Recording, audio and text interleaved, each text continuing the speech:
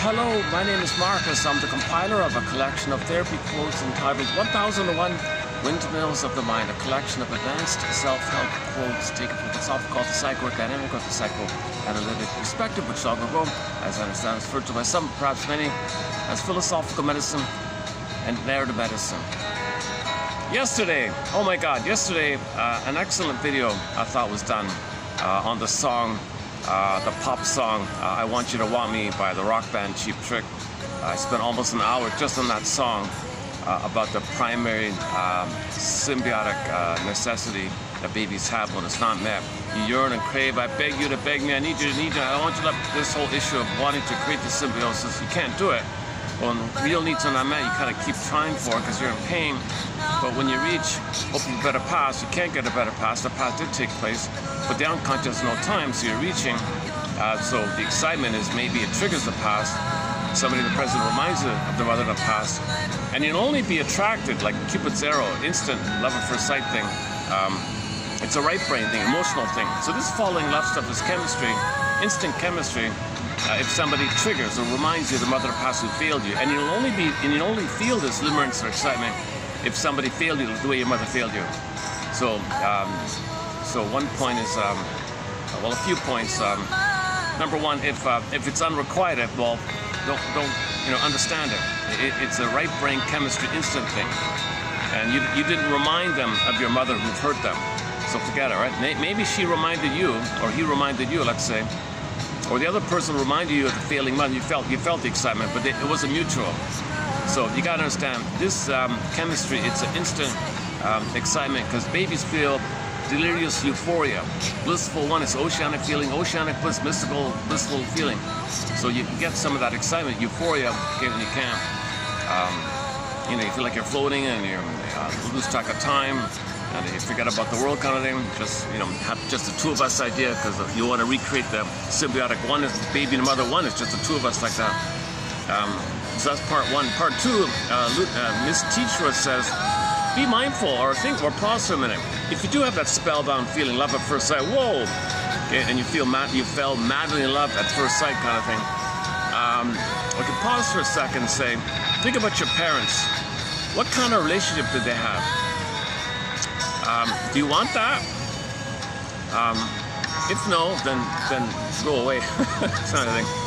Or just be prepared that you're going to kind of recreate that, because you're going to identify with one parent, and that other person represents the other parent, and you're going to pick up, develop. Because you got a couple imprint, play one, find the other, play the other. As above, so below. This idea. Okay, I want to pick up a little bit on Ann Teachworth. So let me back up a sec.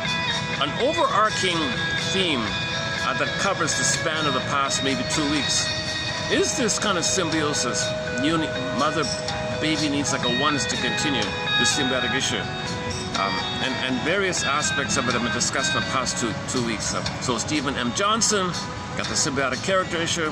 There's Teachworth about if the parents didn't get their primary symbiotic needs met, you see. And they're kind of battling with each other in competition. Well, you give me a mother's love in the past. No, you give me a mother's love in the past. And the child sees all that. They pick up the banter, and he plays one, finds one, then they continue this. So this topic like that. And then how to get out of it is to role play healthy parents. You want to role play healthy parents. How do you wish your father spoke to your mother? How do you wish your mother spoke to your father? And role play those two chairs. And then you have sort of like new precedent to go by. That's their theories. That's discussed as well. So the book on that was Why We Pick the Mates We Do by Miss Ann Teachworth, excellent book. A little bit about it from a guy named Larry Laveman. Okay, when the baby's hurt, he copes with either or. It's bliss when the baby's with mother's on the phone, click, where's mother? Thinking to perish, rage, fills in, mother doesn't respond to baby's anger, turns on himself, poof, monsters of the day. That was either or. Mother's goddess or you got a demon, but the demon is his own anger, crying for love, attacking himself. This is the sort of the source point of either or. And if he's frozen there, that's not resolved. And later on, you recreate that and you feel the stress of the recreation of that. Click, click. You do either or. So you say, I'm okay, you're not okay. I'm right, you're wrong. And she says, I'm okay, you're not okay. I'm right, you're wrong. And you're fighting like that. So this is an issue about the splitting idea. And this song yesterday, I played a cover. The original's copyrighted, so I played a cover by Miss Chantel. What's her name? Chantel Charlotte or something like that. A very good cover. I could play it. I was going to play it again, but I went to one of my old oldie but goodie songs by Lynn Miles, a folk singer from way back. I know it was love.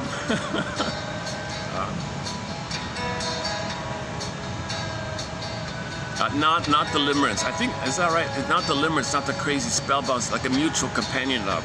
So you want to get the secondary imitation. What's the song again? Hold on a sec.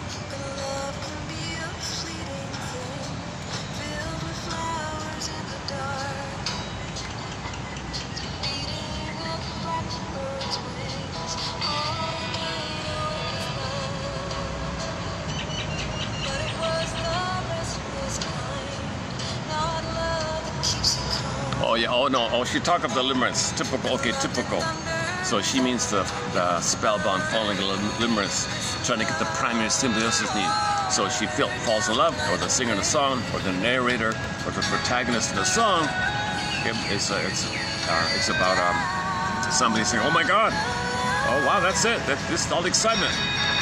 So I call limerence. All right. So let's back up a sec. You see, Tess Teachworth gives us the phrase primary dependency and secondary dependency as an easy, clear, vivid, concise summary of this. So babies, we want to graduate to secondary dependency. This is healthy, mutual, interpersonal rating, a we. So couples say, what's good for the marriage, what's good for us, what's good for the couplehood, what's good for the family, and they're better, and both are better off like that. Not competing, good for me, not good for you, not that. So you want to get the secondary interdependence, and it's more about creativity and loving and living and expressing what's unique, and you're both better off. You have Freude and Freude, you have pleasure in other people's happiness, you have pleasure in your happiness, and the we provides that, and you create the we, the umbrella that allows that, and a secondary dependency. That's called companion love. You both have identities, and you can make I statements, and you can do a value about them, so you can share all that. You can articulate what you did specifically that you feel value about, and articulate that you feel the effects on the other person. If you're sorry, sorry it took you so long. You have an ability to apologize. Warm empathy is there. Okay, a sense of identity. You can mourn losses. I felt the losses, and I there. Okay, I feel the warm pleasure of the meaning of recognizing, expressing unique about me. And there's like meaning, a path of heart. Okay, and so on. There's a whole long list of capacity when you have the vital self, the core self, the authentic self, the true self, the embodiment, the sense of self, the feminine, the beingness, the soulman, the embodiment. So that's the issue here. And when you have your identity and the other person has their identity, there's that mutual interdependency called secondary dependency. It's not about fighting with your mother in the past into the present, recreating in the present new just the past, hoping to get a past. Not this chaos of recreating the battle with your mother in the present, using people in the present and in a theater-like manner to get a better past. And that's why it's dysfunctional, so intense. The survival brings you to survival, so it's stubborn and they're fighting all the time, couples fighting like that. No, it's more about the ability to be reasonable, to enjoy your gifts and treasures together, and you need each other to kind of help each other, support each other, that kind of area. So no one's totally on their own like that. But it's a different quality of primary dependency and secondary dependency. Okay, so you know what, go to, actually, yesterday's video, nobody saw it, I can't believe it. Very good video. The first hour of yesterday's video was excellent, I thought, with the song. And the video prior, this end Teachworth's material, I did an update on it. Also excellent stuff, no views as well, I can't believe it. Recently I noticed YouTube did some changes, a lot of changes, and whoa, the views are like dropped near to zero or something. So this, they're making it harder and harder. The searching is more skillful and sorry, hang on, I'm a little distracted by something. Give me a sec here. I gotta make a little adjustment here. Hold on a second.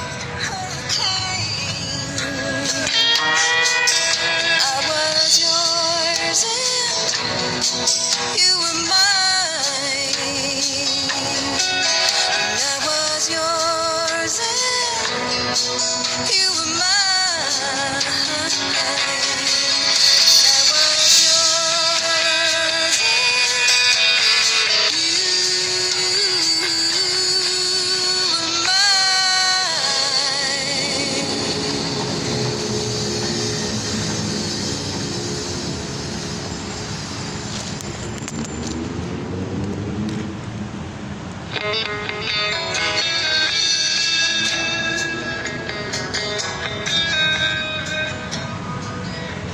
keep all my little bloopers and little hiccups and mistakes like that.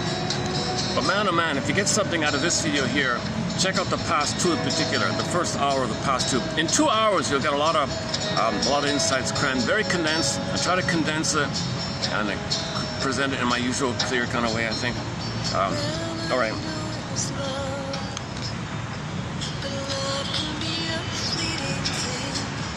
Okay, so Tess Forrest wrote some articles back in the 60s and 70s mainly. And her husband, Joseph Barnett, likewise wrote a bunch of articles during the same time. And by the way, those two, that power couple, we covered their work about a month ago. And all in, they did 14 articles, which has won a Golden Windmills of the Mind Award. A lot of great material covered by those two. And in this video, I found yet another article by Miss Forrest, but I'll just highlight a little bit at the beginning of it. It's mostly about this geniogram thing. She gets into this, multi-generational patterning like that. I can't follow all these families and people. It's a little too much for me, these kind of geniogram things. But I want to just maybe read out the introductory part. That'll be sort of it's sort of a good kind of tag on to the other material. Oh yeah, you'll see me. It's today's Saturday. It's going to be busier where I am here. You'll see me interrupted a fair bit. People just walking right in front of me to get the view kind of thing. So you'll see me pausing sometimes all of a sudden. Or make you do most anything. All the night long. 'Cause nothing else could touch us then. We're just like leaves tumbling inside the wind. And this love poured down like rain. And we lived out on the line. And we spun like hurricane. I don't know if that's a... Yikes. Some character just stood right in front of me, just looking right at me kind of thing. I stepped a little closer. I felt a little, do I got to get up and leave? What do you want? Should I film the guy? Like, what's he going to do here? Just some, I don't know, he's up to something. He's got his buddy back there. Yeah, Saturdays, it's always more mischievous activities around here. But unfortunately, I'm kind of limited on the weekends where I can go through these videos. So I'm filming, so if these are criminals or something, I'll just film them if they're trying to steal my bag or something. I don't know what they want. Maybe I should do these live or something. Yeah, I do feel a little triggered why somebody would be so bluntly rude, like all this open space around me, and somebody just literally like 3 feet. Barely, yeah, maybe 4 feet, just standing, like, not directly looking at me, but just to the side a little bit. Like, what the hell? Maybe curious, want to hear some music, maybe he's hearing the music. Maybe he's drunk, I don't know what it is. It's distracting, yeah. In the park, I get a lot of distractions, interruptions. There'll be a few more here, unfortunately. And I'm not really my upbeat, fresh, rested self here. So I'm a little more, today. So this won't be one of my better videos, unfortunately. But I've done some good. That's why I'm highlighting the recent videos, because they're the good ones. They're the strong, happy, upbeat videos. Today's a sluggish, kind of sleep-deprived video.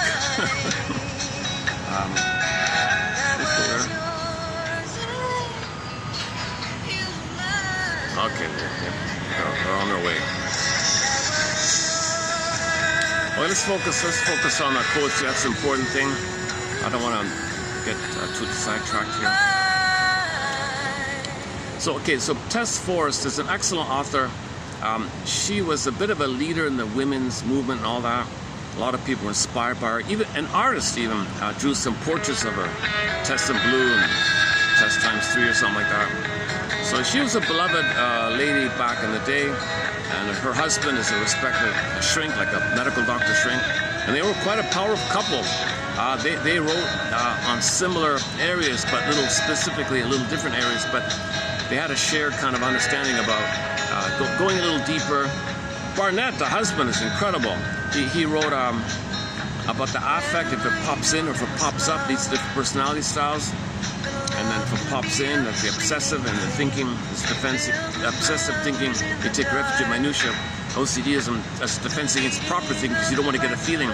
So that means you don't want to originally know the broad, forced main idea that mother heard you. So generally speaking, you have a problem with your thoughts. So you take refuge in minutiae as a defense mechanism. Now your narcissism is kind of hidden, and if you're a good boy, you think other people will respond to you. That's the fantasy that you're going to get the oneness from others by getting approval from others. Okay, the opposite, where the affect pops up. Again, affect means it's the signal about your need being met or unmet. Needs met, affect pleasant. Needs unmet, affect's unpleasant. So if the unpleasant affect, stress, fear, shame, anger, fury, scare, all that stuff. Right? So if it pops up, it's kind of crude. It's kind of like you can't manage it. You don't know what it means really. So it leads to the hysteric, impulsive, and acting out types. You're popping in one, obsessive, paranoid, and depressive. That's sort of his model, the 6-3 pop up, 3 pop in. And you take the first of the two. So let's say if you take the hysteric, they look for the symbiosis, the oneness, in the fantasy. The reptilian compulsion keep trying to get it with the over display of the narcissist. Look at me kind of thing. And when people look at them, they hope that mother will connect with them. It doesn't work, do it again. It doesn't work, do it. It's an enduring personality pattern to want others to look at them. So if they overtly show their narcissism and they do all these things, just look at me kind of thing. And the obsessive one is kind of hidden, and because it's considered more traumatic to have to implode in your emotions all the time and take refuge in minutiae and maybe covertly get some approval by your behavior. So they're a little more hidden like that. They're narcissism hidden, but they both have the double needs unmet. The symbiotic primary needs unmet, and because of that, your identity development couldn't blossom. Your vital self, your core self, couldn't blossom. Your budding beauty, your emerging self was frozen, stunted to develop, arrested up, pain because of this. Now the pain that drives the reptilian compulsion, leading to various personality dysfunctional styles, is the hope to get mother's connection in the past. We want to get mother's connection in the past to resume development, to have your identity, and now you have secondary dependency, mutuality, okay, companion in love, living in the present. You feel embodied, you feel at home within, you feel comfortable with them. You don't feel empty and in pain, and jungle mentality. The primary mentation is jungle mentality, either or, and it's entitlement, narcissism, and envy, and oh my God, envy, oh my God. Let me just take a quick sidebar here. Just before starting this video, I just saw a reference to that what's his name, Salieri guy or something, the famous envious guy of Mozart or something. There was a little reference, there was a partial reference to this guy here. Somebody compared him to Iago. Oh, we talk about Iago here a little bit. So I don't know if he's really that bad as Iago. The rumor, of course, did he do it or not, we don't know. Then of course he's Iago, if that's it. But no one really thinks that. But anyways, this Salieri guy had a real pain about his identity. That he's all wrong, he's no good, he's not worthy, because the other guy had a better skill, and he was extremely envious and jealous of Mozart. And the whole story's about him complaining about his pain of jealousy and envy. So it's kind of a boring I remember that film long ago. It's a boring, tedious film. Who wants to watch some guy for 3 hours complain about someone being a better musician than him? I didn't like that film at all. The music, okay, fine, but overemphasis on the costumes to compensate. There's no script or dialogue. It was snoozeville. Colorful, yeah. The costume and music kind of compensated. But it kind of missed it, I think. But apparently, there's an old opera. A play, like 17, 18 or something like that. There was a play about this Salieri guy, and some guy, the famous Pushkin guy, right? Pushkin. He made a play. He made like a playwright, like a theater play about this thing with Salieri and Mozart. Put it in a play form, and then somebody took the play and made a musical opera where the opera singers were singing the lines of the play. So now you have this play put into opera form, almost word for word, they said, and people are singing the guy's play on stage in operatic form. So you got a whole opera on it, about 18, whatever it is, something like that. And I think there's some remakes of it and redoing of it, all that. So that's a little bit in the news about this kind of thing. And we do have I mentioned it because we have a topic on envy. We do have a chapter on envy. It's more of a primary identity thing. You need esteem to be jealous. It's not really about jealousy. It's more about envy. This Salieri guy sounds like an envy issue. I hate that you have this goodness. Jealousy means you had something, you lost it, and you feel badly okay. Your identity's still okay. You feel pain, but you have your identity. This Salieri guy seems to have a more intense issue where he never had the talent of being a good musician. He never had it. Like that quality that he's talking about, like the best quality of it. He never had being the best musician or something. Now somebody else has it, so that's like maybe symbolic that he didn't get mother, so his identity's at stake. If he sees goodness, he's envious because that's mother. He never got mother. It's an existential issue. Or if it is jealous, if it is the milder version, he was the top musician and Mozart came along and he lost his status, then you can say jealousy. So jealousy is like a 3 people thing, but envy is more of a 2 people thing. But it's more painful, it's more about your identity. Okay? You need some identity to feel jealous. If you don't have jealousy, okay, then you're talking about envy. Now, sometimes people use the phrase pathological jealousy. When they say pathological jealousy, or jealousy in the context of it being extremely intense, then you're talking about envy. The envy is an identity thing. Okay? It's the source point is mother didn't meet the baby's needs. The connection wasn't right. He felt unlovable, no good, unworthy. Is he defective, unwanted, unlovable? And so there's envy's hatred of the good because you see something good, it reminds you of the good you needed, but you can't accept it. So wreck it because you can't accept it. Envy means you got to search for goodness, but you can't accept it because it brings up too much pain to accept it. You can't accept goodness. Although you look for goodness, then you can't accept it. It's called Grenby, then you hate it. So if we go with the Salieri guy as being the envious character, he sees the goodness, but he can't accept it. He's got to devalue it. And hence the story, the rumor about him hurting him and all this. We don't know. I don't know myself. I'm not up on that story at all.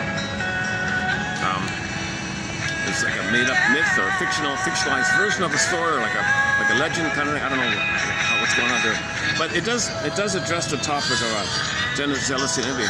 So in general, envy is the compulsion is you gotta look for mother. You gotta look for something good that's symbolic of mother. But wait a minute, that triggers the pain of you originally needing mother, but you were hurt when she failed you. The pain comes up. You're triggered. Goodness triggers pain. You don't want the pain, but you gotta look for goodness. So then you wreck the goodness. The wreck the goodness, then you don't see the goodness, then you don't get triggered. Envy's about not getting triggered of goodness, but you gotta look for goodness, but then don't let yourself be triggered. So then you have envy. The thing together is called Grenby. So a lot of people have Grenby. So this is also related to the primary issue. So in this back to yesterday's song, I beg you, I need you, I want you to want me, I need you to need me, I love you to love me, I beg you to be one with me. And then he was using these tricks. He was in pain, he was crying. Hey, aren't you crying in pain just like me? See, we're one. Aren't you hurt and sad and feel bad? He projected himself. So you feel that, don't you? Yes, you do. Yes, you do. We're one. You see, we're one. Oh, come on, I beg you to be one with me. So the singer was saying, I want the oneness. And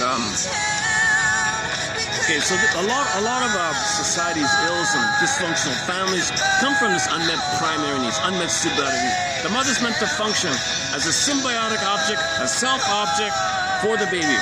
Okay, not in any way, shape, or form twisting it where the mother used the baby as self-object for her. Then it's get perverted, then it's disturbed.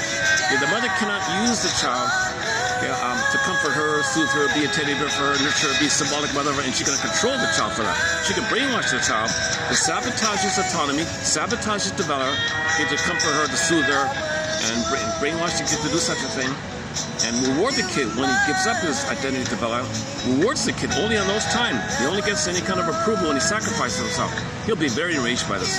So there's a stuck issue with symbiosis. Now, some people use the word oral, which maybe it's a variation. The oral trauma, he says, is the baby was nursing benignly, but it was prematurely interrupted, called weaning trauma. Now he's got an oral fixation where he's always trying to scoop up and continue, it fails. So cigarettes, smoking, gambling, drinking, promiscuity, money, material, manically searching for things. That kind of symbolic activity or substance idea. It never works. No thing in the present is mother in the past. But you have oral trauma, so you want to complete it. And that's the completion of your symbiotic dependency. So that's kind of like the greed idea. You're not necessarily destroying it. You're just trying to get it disappointed, get it disappointed, get it disappointed. Like the tantalus, it reaches up for them. Okay, in the myth, the apple means the nipple. In mythology, the apple's the nipple, right? Okay, so when he reaches for the apple, the wind blows the branch, and he can't get it. The branch returns. Mr. Tantalus reaches up to try to get the nipple, the apple nipple. It blows away. So then he's doing it. He's Sisyphus. He's doing it forever. No time. No time. The Greek is forever, because meaning there's no time in the unconscious. They say the thing is forever because in the unconscious there is no time in the unconscious. So anything in our myth where they say it's forever, eternal, forever, immortality, going on all the time, that's just code for that there's no time in the unconscious. Trauma is taking place, and the images, the pictures are going on forever. That's all I mean. When you project, create stories to refer to the timelessness. Ideas or fantasies of immortality are code for as above, the unconscious below. There's no time in there, and there's pictures in there called primary mentation. So the mentation called primary process, it's a different world. Next stop, open the door, twilight zone. Open the door, twilight zone. It's called unconscious mentation. It's pre-linguistic, pre-verbal. It's all imaginal. Fantasies, Alice in Wonderland, no time, topsy symbols, up is down, left is double thing, double talk. All this morphing and shape-shifting and condensation, kind of like the dream world and Alice in Wonderland. There's no normal logic, and there's all these coded beta elements, things, little images flying around. You get a clue to this because you wake up in the morning, your unconscious self is trying to communicate to you, so it kind of scrambles things together, puts a little image for you to remember when you wake up. You write it down in your notes, and your unconscious saying to you, hey conscious you, it's like this in your soul today, I'm trying to talk to you. I put something together for you. Can you please see it, identify it, and recognize it? And I want you to say to yourself that it's like this in your soul today. Thank you, secret self. Thank you, double self. Thank you, shadow self. Thank you, shadow self. Thank you, one who walks with me, who's not like me, who is me. Thank you, you're living my life, and I don't know much about you, and I'm trying to know about you. Thank you for communicating. It's like this in my soul. That's right. You got a pattern. You got a relational pattern, pain or emotion. I'm bringing it to you. I'm scrambling around. There's no time in here. There's no time in this unconscious dream world. I can pull things from there. Now you can't handle too much, right? So I'm gonna transfer the motion of there to there. I'll flip it upside down. I'll give it to you in a very coded manner. So what you manifest, Gap, it's gonna screen out. It'll be your screen memories. It'll screen out what you can't handle. But maybe you can consciously work on it a little bit. So I want you to take the dream and say, it's like this in my soul today. What does this dream sequence remind me of? What does it suggest to me? And do the famous free association exercise. Okay, stream of conscious, keep saying it. And then just bit by bit, see if you can make more awareness to yourself. Give the dream a title, identify the main affect, notice the relational themes. Commonly, there's a relational theme being presented to you. Okay, notice the relational theme. Okay, you need something, mother failed you. Okay, or if it's you got all these, then you got different layers. Like one layer could be a defensive system where you get your unconscious fantasy to feel better for the moment. You got a deeper one that's trying to heal you and trying to feel what you couldn't have felt. So you got different. So this whole topic of dream interpreted free association, that's sort of a separate open the door 20-hour topic right here. So once again, in the primary process thinking, primary mentation, Alice in Wonderland kind of area. Okay, no time, condensation, symbolization, disbursement, okay, coding, screening, blocking out, code for this, code for that. So you get something and you don't know what it means. And sometimes things often stand for something. Like you can't handle too much, right? So it finds something that you can associate with it. That's why you wake up in the morning, what does this remind me of? Oh, that's what that could be. That could be that. And it feels right, then you're in control of it, right? So you're managing yourself to feel. Okay, the dream topic. So we live in these two worlds, right? So one make the unconscious conscious, whole topic. Now, if the trauma is related very early on with the primary issue, the common theme will be you didn't get the oneness, you didn't get the merging. Okay, that's for your connection and your identity development. There's a lot of pain, and you repeat, and you're now trying to know, story together, narrativize together, piece together, unthought known, think it, then feel it. Okay, so you're trying to feel what you couldn't have felt, but first you got to know what you couldn't have known. So you're trying to do this kind of working process. Be a detective, existential detective, dream detective, psychological detective, emotional detective. You got to kind of just do some kind of efforts to build a basket. Psychoanalysis looks for an egg in a basket is missing. We read the basket, the egg. When you get a feeling, okay, no matter what they mean, and long ago is that's new feeling coming back to you. That's you're integrating, synthesizing, digesting. You're reclaiming parts of yourself that you denied, repressed. Now it's coming back to you. Now, when it relates to your beingness, your identity, your authentic self, and you get to a place where you can now make decisions from your authentic self. That's the kiss in Snow White, or the marriage in the fairy tale. Okay, that's the rebirth motif, psychological birth, emotional birth. Now you're back. You're back connected to yourself. You see, you want to come from your vital self like that. And when so in the Snow White, the dwarves are miners, they bring up the gems, right? So that's unconscious work. Make the unconscious conscious, ground, dark, under earth treasure. Bring it up to the air of consciousness. So this is going on. Now sometime when you accept previously unknown material and accept it, at some point you get to a place where now I'm connected to myself. Now I could do for my feeling. I could do for my being. Kiss. The prince means masculine, symbol for doing, masculine activity from the being. When your being can spark, can do from the being, there's a prince, the marriage, or the kiss idea. And now you're connected to yourself. You want to be embodied, and you want your doing to come from your beingness, right? If you're not in your body, Bristol Wilson's excellent line, if you're not in your body, you don't have your sense of self, you're not making sense. And it's disembodied discourse that's causing all these problems. Now, trauma with the symbiotic makes disembodied discourse. Now, the metaphors of Pin goes on, I call it emotional body goes flat. The jargon is flat affect. Ancient Greece, this was called athymolexia. No feelings for your words. Nowadays, alexithymia. Uh-oh, what's going on here? Storage almost full. Oh, this again. Oh, for Pete's sake. Okay, I gotta do a part 2 here. Okay, this is gonna cut out in a minute here. Or maybe it has already cut out. Yes, still recording. Okay, my phone's gonna, okay, I forgot about this thing. I've got a problem with the phone. The memory's not going to the chip for some reason. It says please do so automatically, the default. It doesn't work. I only got the built-in thing. Normally it gives me 2 hours. I guess I didn't delete yesterday's video. That's right. I didn't delete yesterday's video. So I've got no space here. Okay, let me just hit the pause. It's going to stop in a minute anyways. Okay, let me hit the pause button here for a second. And I'll see you in part 2. I'll see you in part 2. Now in part 2, okay, we're going to do some good material from Tess Forrest and a colleague of hers, Mr. Coates, Richard Coates or something. Those two quotes together complement each other nicely, and stay tuned. So I'll see you in part 2. Come over to part 2. You're going to get some good material there. Okay, I'll see you in a minute.